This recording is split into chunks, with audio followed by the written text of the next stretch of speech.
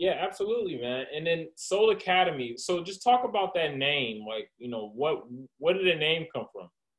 Absolutely. So I've been working with teachers for like the last 6 years, right? My background is in technology and software.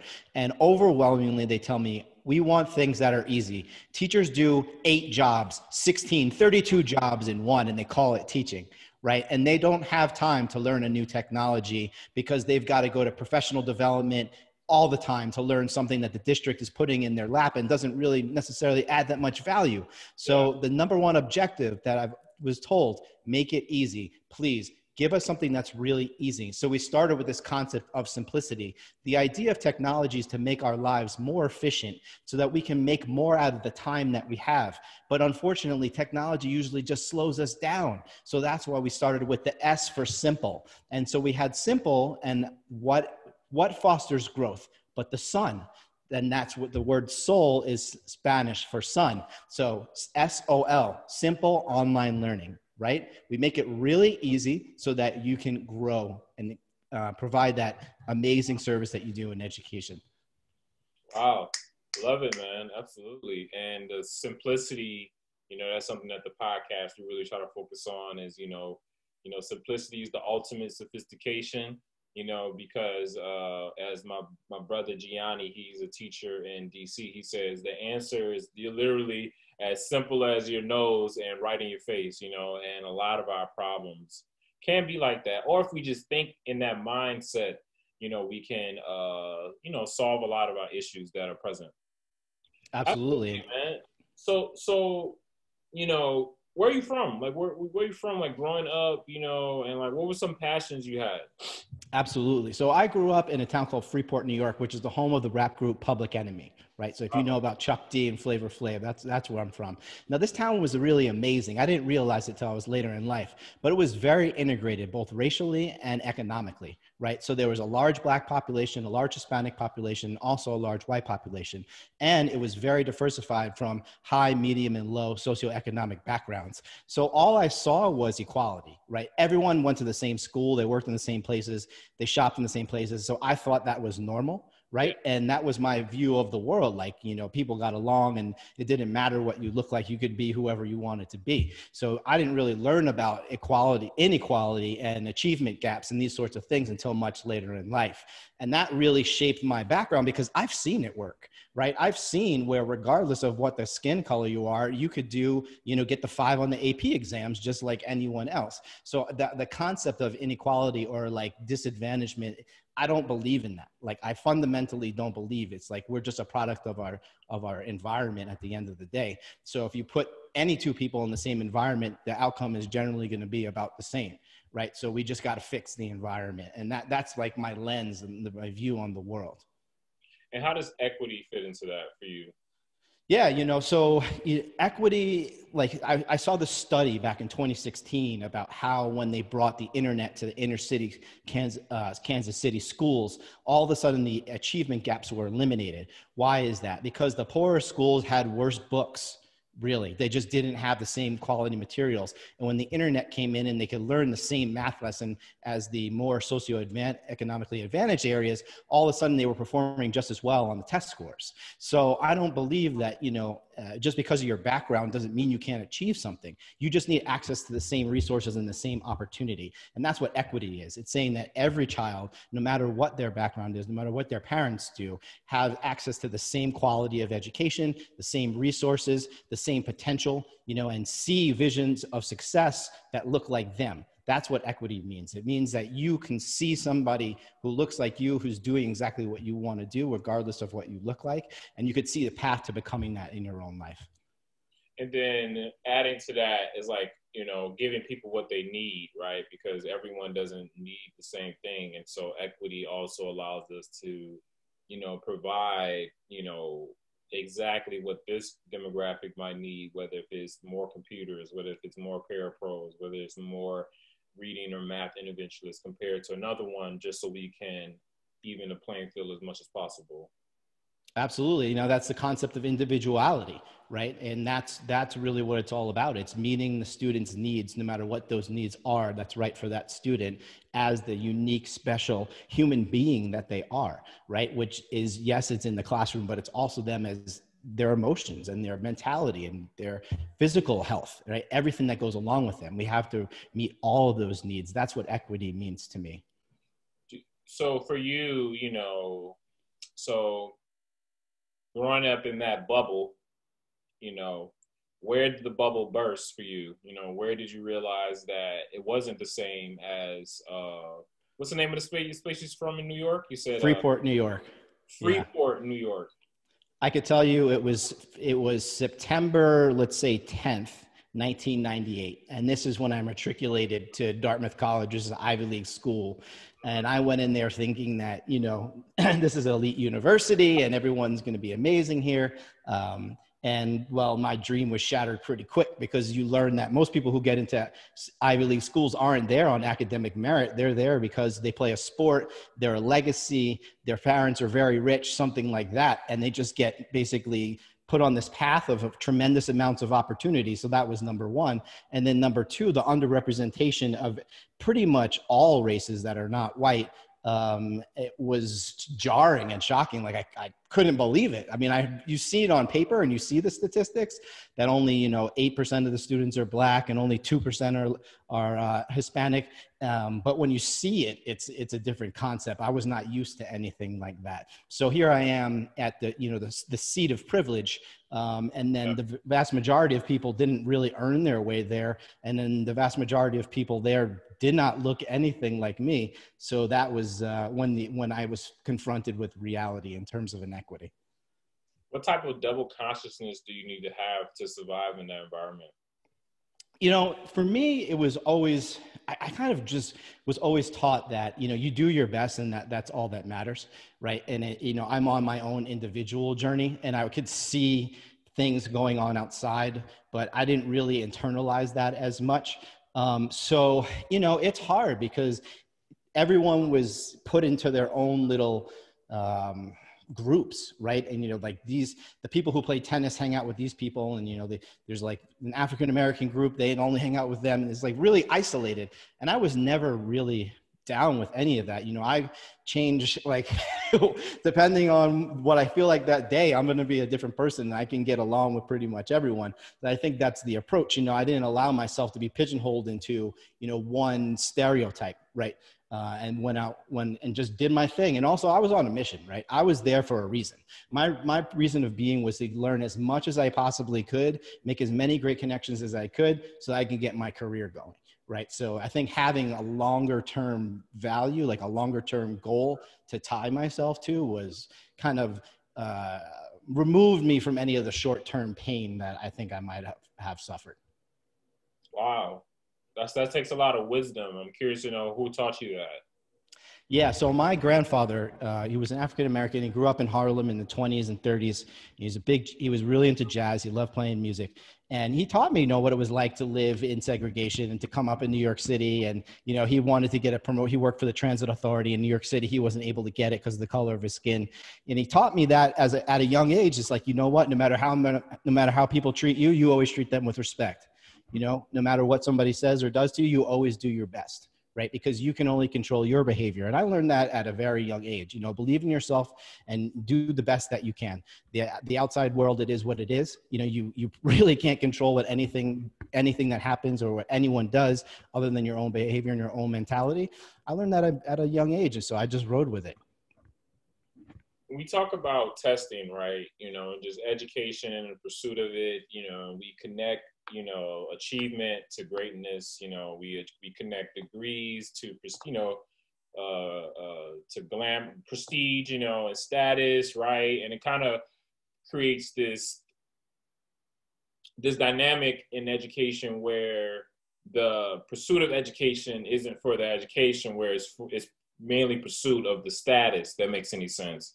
And we kind of lose that, right? And so going back to what your elder taught you, that's great education, right? Because it allowed you to survive in Dartmouth.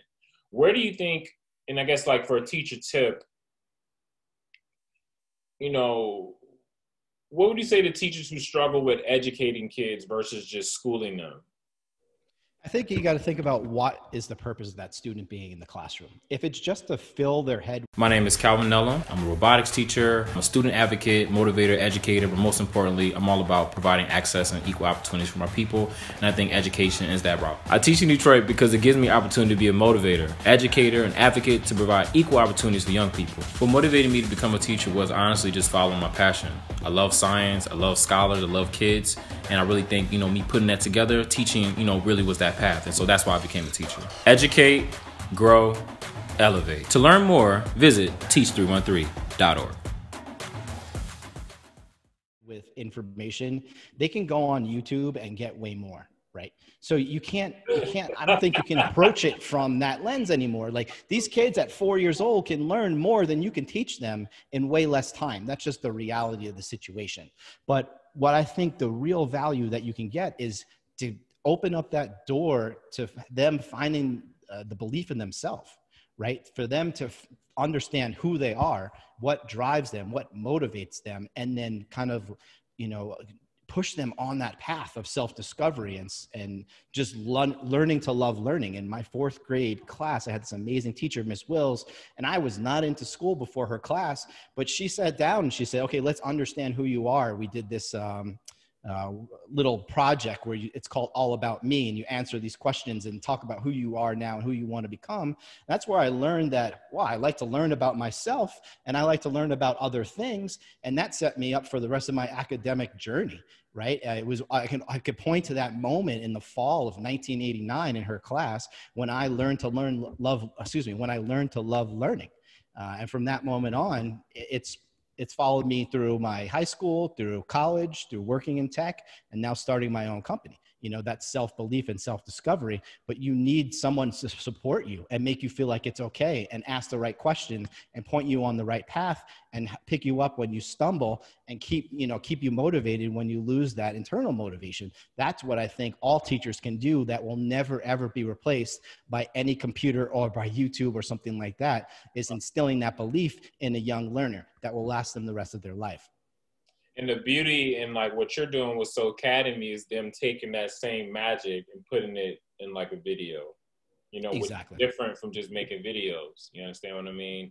Wow. So that's cool. That was a great tip.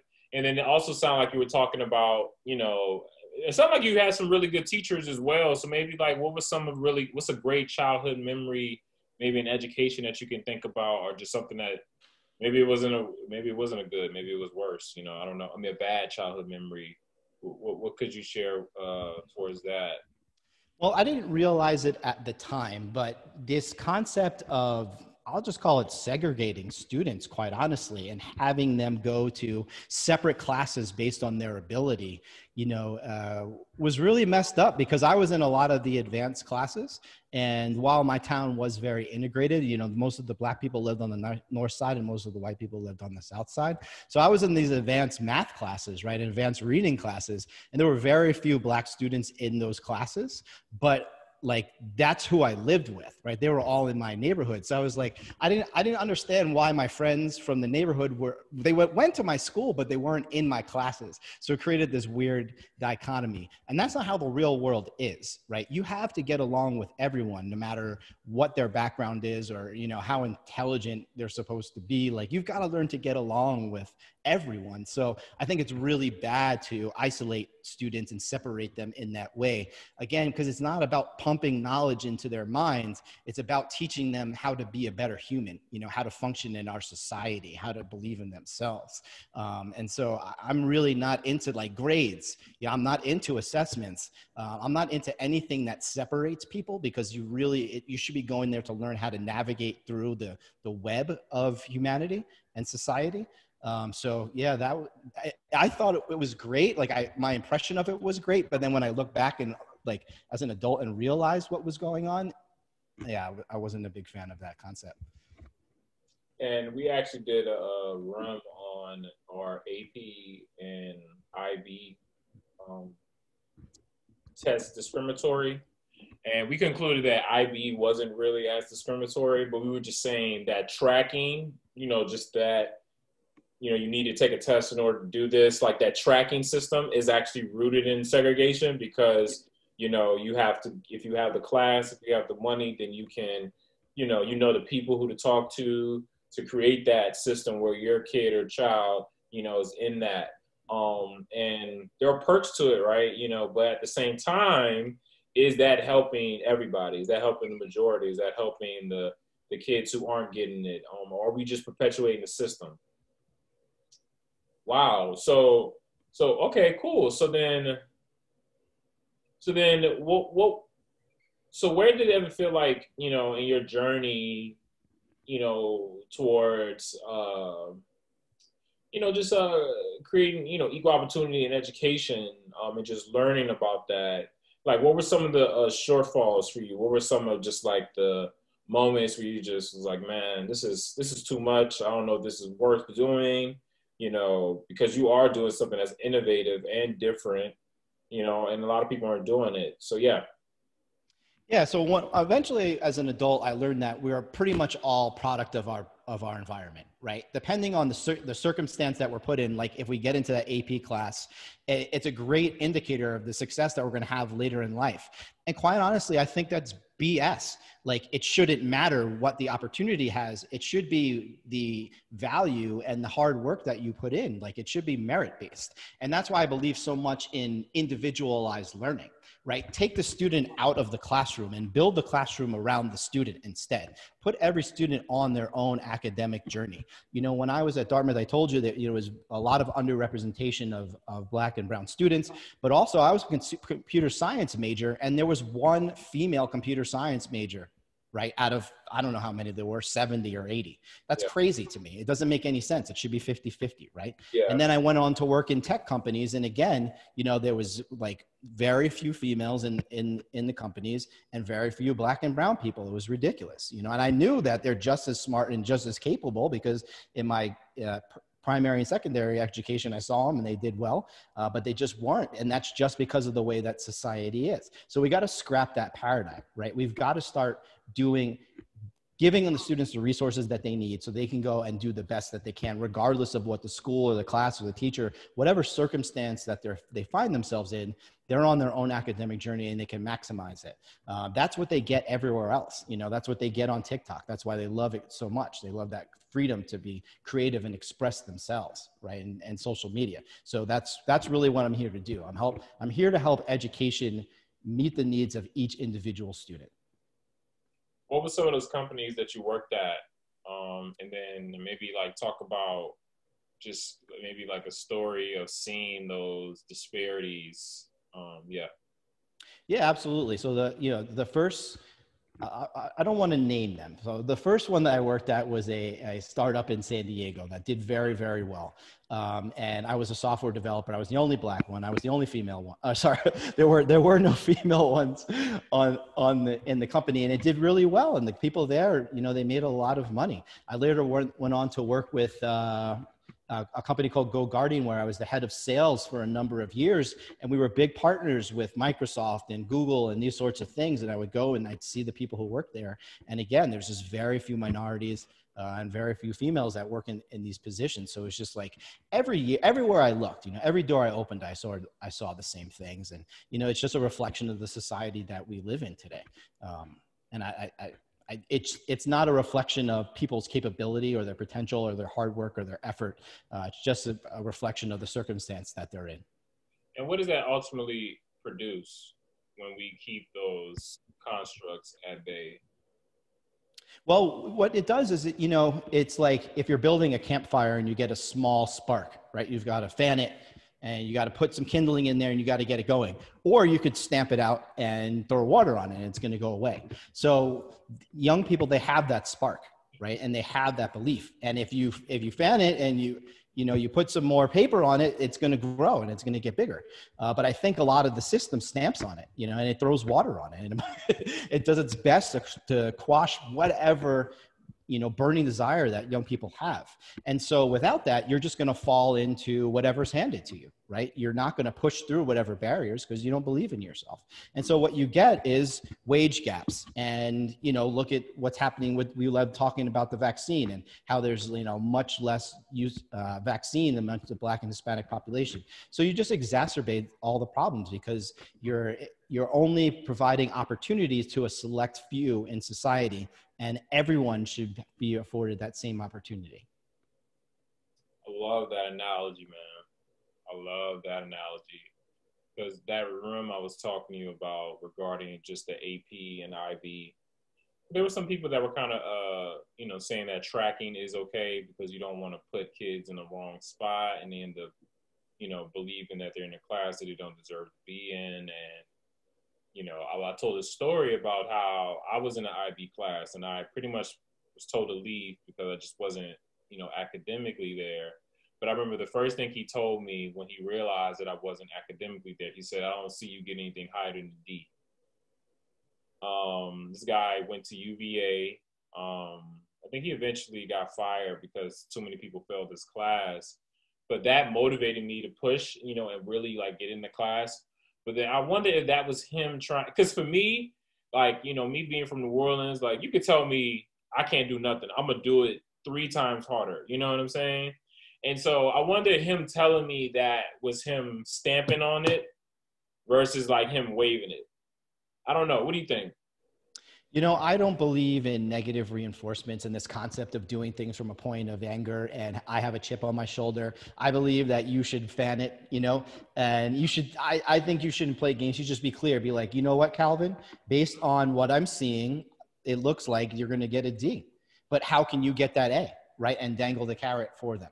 So it was I believe it was probably his method of motivating you, but I never try to tear down. I always try to build up. So I would ask him to think about how he could build you up in his communication and say, you know what, this is going to be a challenge for you, but I'm going to do everything that I can to help you get that A, because if you truly believe in yourself, then you will. Because yeah, maybe the person who you were that day was only going to get a D, but you could wake up the very next day and be a completely different person, which is what you told me you did. And I'm sure you did better than that. Right. So, and that's the belief that we need to instill. You're one of a very select few people who, when they hear something negative, can turn that into a positive. Overwhelmingly, when people hear negative stuff, they internalize it, especially children, and they believe it about them to be true. It's not true. It's someone else's opinion. What matters is your opinion of yourself. So believe that you can, and then you will, as you demonstrated. So I applaud you for that. Let's talk about that professor, the law professor. I'm talking about the one who said that her Black students, do you remember that story? No. Oh man! So pretty much, she was having a conversation to her colleagues, and it was being recorded. And she was saying, "I hate to say this, but a lot of my kids who fail are Black, or the Blacks, And she just was saying how she feels bad for them, and just really kind of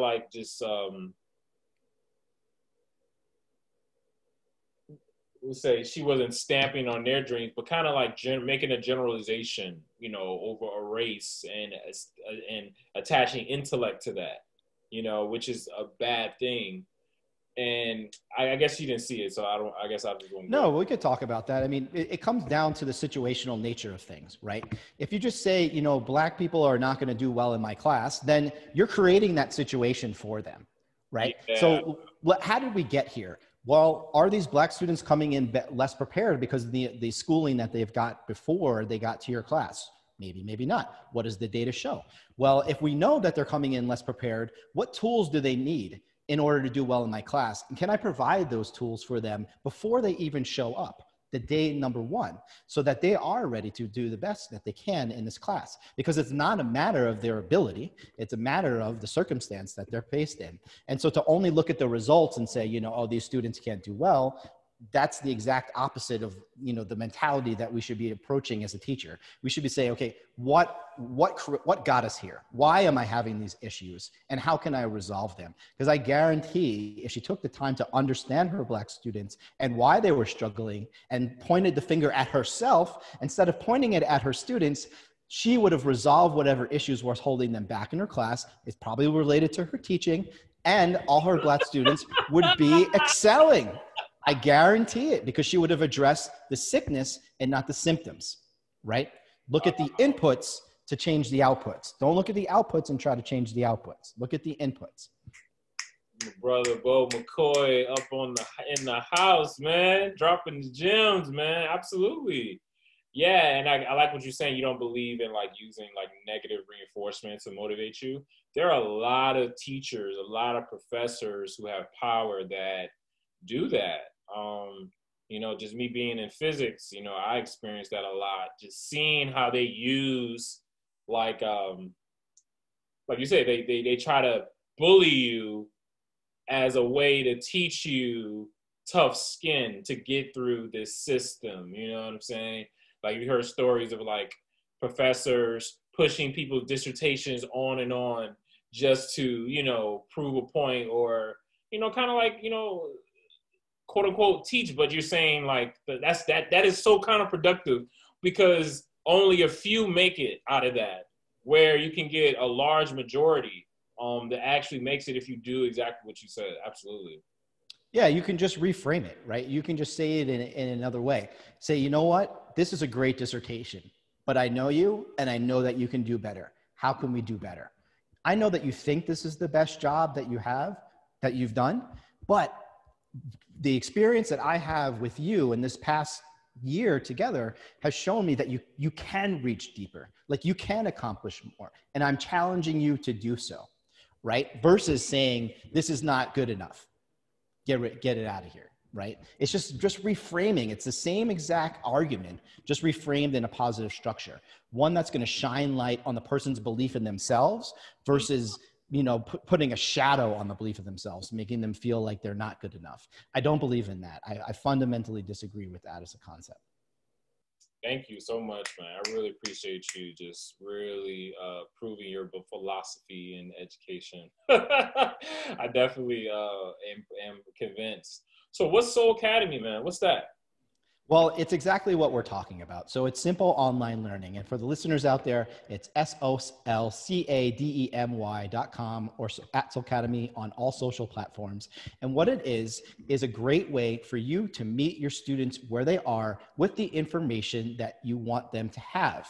All students do is watch videos. They're spending between 9 to 15 hours, waking hours every single day watching videos. A great way to front load information for them is to put key concepts into short videos for them to watch before you meet with them, so that they have questions, so that they're excited about what you're going to talk about, so that you can connect what you're going to talk about in your class to other material. And most importantly, if they have a challenge, that you can address it before they're no longer with you, right? So they learn the information first, and then they come to your class with that challenge, which is really what I believe is the future of education.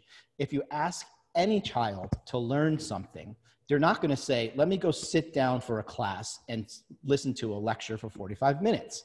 They're going to go on YouTube and they're going to figure it out. This is already happening in our society, and SOLcademy is just a way to bridge what's happening in education to everything else that's happening in a young person's life today, where it's all about them. They're in control, they drive, they have options, they have selection, and they can go like make their own journey. And that is what SOLcademy is here to do. Connect teachers and the amazing work that they do every single day to the behavior that students are doing in their normal lives. And what is the future of education with the paradigm that you are, promoting with SOLcademy? There's a lot more complete information. So instead of a teacher having to guess what a student's interests are, or what their family situation is, or what their past performance might have been, we would love to actually show you that data for every single one of your students. And if you're a school leader, we would like to show you that data for all groups of students, so that you can make sure that you allocate the right resources. Teachers are asked to do everything on their own. It's time that we support them with the data that they need and the resources that they need to make great decisions. So you as a teacher will have a huge library of content, some of which you've created, some of which your colleagues have created, so that will match the individual taste of every single one of your scholars at the exact level that they're at. And you can then navigate and address the human questions that come up and treat each of them individually. That's what it's all about for us at the end of the day. Individualized learning and creating a place for teachers to creatively express themselves. Yeah. So many teachers are frustrated because they're put into a box and said, you can only teach this, this, and this because we're teaching to this standard. I can't change that, but what I can do is create a space for you to teach physics the way that you want to teach physics and teach about the concepts and the areas that interest you and speak to you. Because if you're doing what you truly believe is awesome, it's going to make you a great teacher, right? You're going to shed that, weight that they cast on you and put you in this, like format, say you can only do this. All of a sudden you're free to express yourself. You're gonna be the best teacher you've ever been. And guess what? Students are gonna love you for it. When they see you really being yourself and like stepping into the amazing education potential that you have as a teacher, students around the world are gonna love that and say, I need to learn physics from Mr. Nellum. That's what the future of education looks like. It's hyper-personalized, it's data-driven, and it's got creative expression, freedom for creative expression. Beau Mccoy, brother man, I appreciate you so much for coming on the podcast. What are some subjects that you have on SOLcademy? Maybe talk about some of the people you work with, and then just like, what's the vision, in the next couple months? Yeah, absolutely. So I think we're in the throes of a mental health crisis around the United States and around the world right now. So we're leaning in very heavily into content for social and emotional learning, as well as mental and behavioral health. We think that there's a infinite need for that. So if you have any experience in those areas, please start creating videos and put them onto the site. The other thing that we're really going hard after is real life skills. We spoke with many high school students and they want to learn, how do I get a job? How do I balance my checkbook? How do I invest, personal finance and all these sorts of things. So that is the other area that we're really making a career in technical education, real life learning. This is the kind of content that you're going to find on SOLcademy. And the future is being responsive to the students, right? We're going to constantly be polling students and saying, what do you want to learn? And we're going to get that content to them immediately because that's the key to keeping them engaged, right? Continuing to feed that fire and allowing it to grow. Absolutely, absolutely. And that's the equity, right? Because we're asking them so we can, be intentional. So like you said, we're not just solving the wrong problems. Absolutely, absolutely. And then where can they find you? And then what do you want people to get from the podcast? Absolutely. So you can find us on SOLcademy.com, SOLcademy.com, at SOLcademy on Clubhouse, Twitter, Instagram, YouTube, Facebook, LinkedIn. What do I want you to get? You got into teaching for a reason, and you should be living and working and breathing into that reason every single waking day of your life, because that's really why you're here. And SOLcademy is a place for you to find that again, to find that joy, that love, that passion. When you heard the call that asked you to be a teacher and you answered it, this is your place to express that. Absolutely. Absolutely. Thank you so much, Beau, for coming on the podcast. I really appreciate you, brother, man. Thank you so much. Definitely going to be putting some new content on SOLcademy again. Can you give them the website one more time? SOLcademy.com, SOLcademy.com. Simple online learning. Absolutely. And please make an account, teachers. All you got to do is make an account, put your profile pic up there, and then you can start uploading your own individual content. And then you can get views and stuff, right? Yep, we got views and we've got reporting coming very soon. So you'll be able to see who watched your video and how many times and how much time they spent, where in the world they were, your students or people all over the world. So that's coming very soon. How is this different from Khan Academy? So you can think of us like YouTube meets Khan Academy, right? So what's great about YouTube is it's a space where anyone can go and upload videos. So you get a tremendous amount of choice. But what's bad about it is it's not organized like Khan Academy is broken out just like your curriculum. So that's where we live, in between the two, where we have a massive pool of creators. We're going to have millions of teachers uploading videos, but it's all neatly organized. So you can find ninth grade physics, thermodynamics, right? You can find exactly what you're looking for very easily, like on Khan Academy. So it's an open platform. Absolutely. Love it. I love it. Love the diversity. I'm looking forward to the future. And I definitely want to be a part of that. Thank you so much, Beau, for coming on the Keep Simple podcast. Thank you so much for just promoting and just pushing your platform to allow teachers like me and other people to just really, like you said, you know, if you love what you're teaching, the kids are going to love it. And so really, thank you so much for doing that for us. We appreciate you. It's my biggest joy. And I appreciate you. Thank you for having me on here. And thank you for anyone who hears this or sees this. We appreciate you. Yeah, absolutely. Absolutely.